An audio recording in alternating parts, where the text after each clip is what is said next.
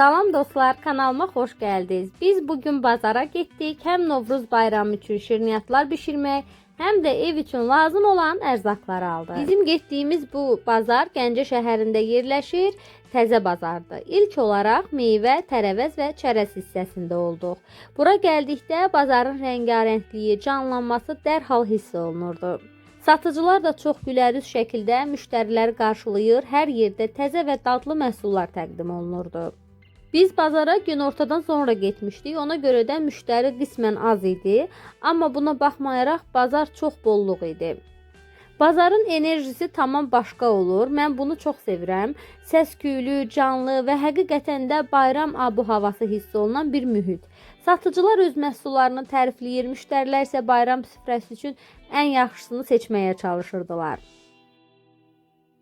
Əlbəttə ki, bazara gəlmişkən biz yalnız bayram üçün deyil, ev üçün də bəzi lazım olan ərzaqlar aldıq. Gündəlik istifadə üçün göyərti, meyvə, tərəvəz, ət məhsulları, yumurta və s. kimi ərzaqları da səbətimizə əlavə etdik.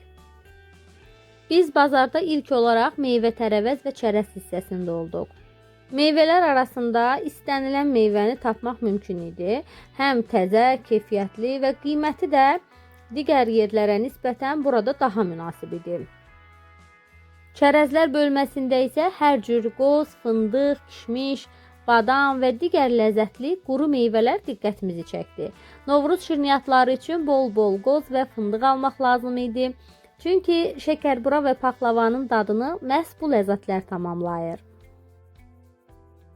Burada isə biz saxsı qablar satılan bir yer gördük və ora yaxınlaşdıq. Çoxdandır ki, saxsı qab almaq istəyirdik. Həm kiçik ölçüdə qatıq çalmaq üçün, həm də biraz böyük ölçüdə piti bişirmək üçün. Burada nənədən soruşuram ki, həmin qabların içinə nəsə etmək lazımdır, xüsusi bir şirələmə falan, yoxsa aparıb, yuyub, elə içində qatıq çalmaq olar. O da deyir ki, heç nə lazım deyil. Yuyursan və eləcə içində qatıq çalırsan. Bizim istədiyimiz ölçüdə qab olmadığı üçün onlar ambardan həmin qabları tapıb gətirdilər. Biz də öz istəyimizə uyğun həmin qablardan seçdik və götürdük. Yaxın zamanlarda pitidə bişirəcəm və aldığım qabın içində qatıq da çalacağım və həmin hissələri də çəkib sizə göstərəcəm. Bazarda gəzintimizə davam edərək ağartı məhsulları satılan hissəyə gəldik. Burada da çox gözəl və zəngin seçim var idi. Hər tərəfdə təbii kənd məhsulları satılırdı. Motal pendiri, şor, süd, qatıq, kərə yağı, yumurta və daha nələr. Ən çox diqqətimizi çəkən hissə isə motal pendiri oldu. Bilirsiniz ki, motal pendiri özünə məxsus dadı və keyfiyyəti ilə seçilir. Təbii üsulla hazırlanmış bu pendir süfrələrimizin vazgeçilməz ləzzətlərindəndir.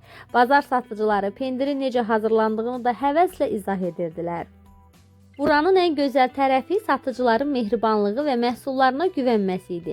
Hər biri öz məhsulunun təmiz və keyfiyyətli olduğunu vurğulayır, alıcılara seçim etməkdə kömək edirdi. Biz də buradan ev üçün lazım olan məhsulları alıb səbətimizə əlavə etdik. Novruz süfrəsi və gündəlik ehtiyaclarımız üçün lazım olan hər şeyi aldıq. Və beləliklə də bazarlığımızı tamamladıq və evə yola düşdük. Burada isə sizə ümumilikdə aldıqlarımızı göstərəcəm.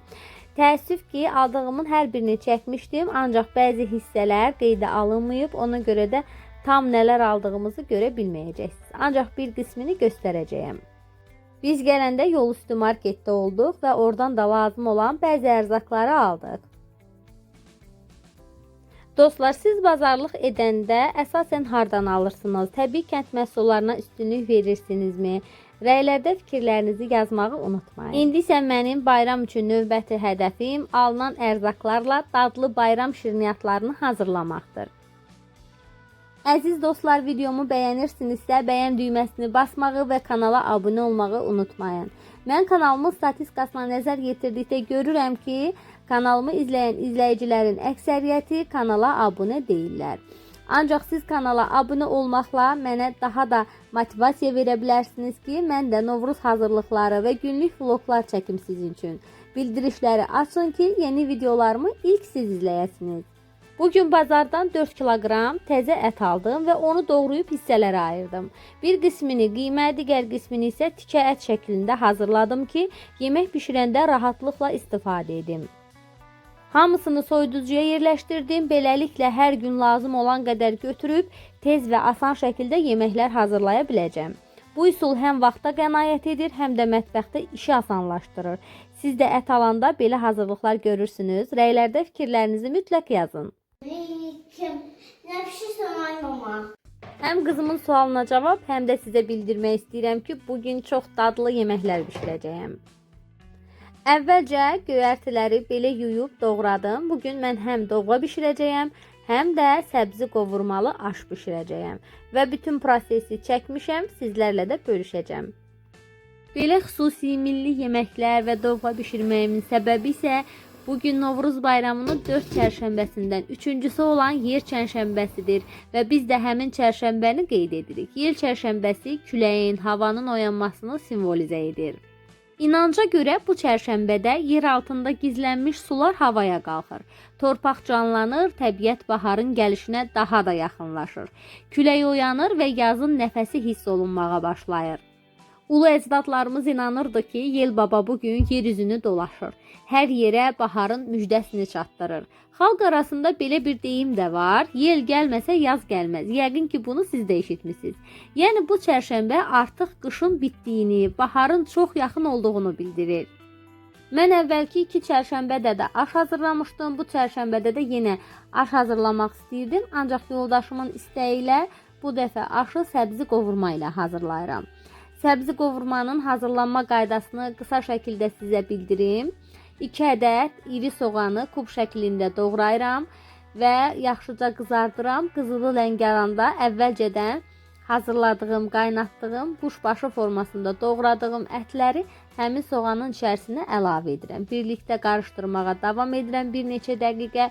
Üzərinə zövqə görə duz, istiot əlavə edirəm. Daha sonra əvvəlcədən yuyub doğradığım və suyunu çəkilməyə qoyduğum göyərtini hissə-hissə həmin ət soğanın üzərinə əlavə edirəm. Sonda isə üzərinə yarım stəkan su əlavə edirəm və bişməyə qoyuram. Burada artıq mənim səbzi qovurmam hazırdır. Bax belə alınır, rəngi şəffaf, yaşıl rəngdə. Ətlər içərisində çox yumşaq, ətirli, şirəli, dadlı bir yemək alınır.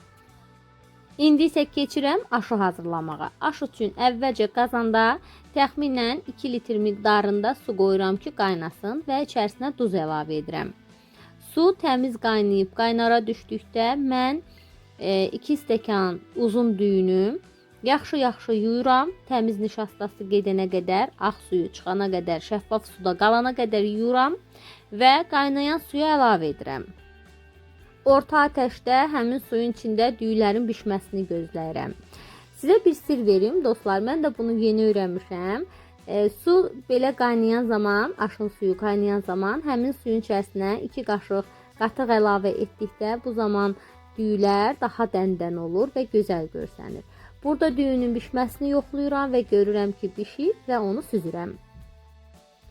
Süzdükdən sonra mən qazanın dibi üçün qazmaq hazırlayıram. Adətən bunu kartoşkadan edirəm, çünki bizim evdə belə daha çox sevilir. Kartoşkanı belə dairəvi formada doğrayıram və qazanın dibinə yağ əlavə edib həmin kartof dilimlərini düzürəm. Üzərindən isə süzdüyüm düyünü əlavə edəcəm. Belə dairəvi formada doğradığım kartofların üzərinə duz, sarı kök və istiot əlavə edirəm ki, daha dadlı olsun. Ocağın ateşini isə çox zəif qoyuram ki, aşın dibi yanmasın. Və budur, süzdüyüm aşı həmin bu kartof dilimlərinin üzərinə əlavə edirəm və təxminən 1 saat ərzində dəmə qoyuram. Mən aşı dəmə qoyanda onun üzərinə kərə yağı əlavə edirəm və onun özünə məxsus ətri, dadı, yeməklərimi daha da ləzzətli edir. Dostlar, yel çərşənbəsində tonqal qalamaq, küləkdə arzular tutmaq və ailə ilə birlikdə bayram süfrəsi hazırlamaq adətdir. Mən də bu gözəl günü ailəmlə birlikdə qeyd edirəm. Birlikdə əyləşdik, hazırladığım dadlı təamlardan daddıq, bayram ab-havasında söhbətlər etdik və daha sonra tonqal yandırmaq üçün çölə çıxdıq. İnanca görə tonqalın üstündən atlamaq insanı pis enerjidən, xəstəliklərdən və uğursuzluqlardan təmizləyir. Biz də bu qədim adətə əməl etdik, tonqal yandırdıq və ailəlikcə onun ətrafında toplandıq. Alovun isti işığında bayram ruhunu daha da yaxından hiss etdik.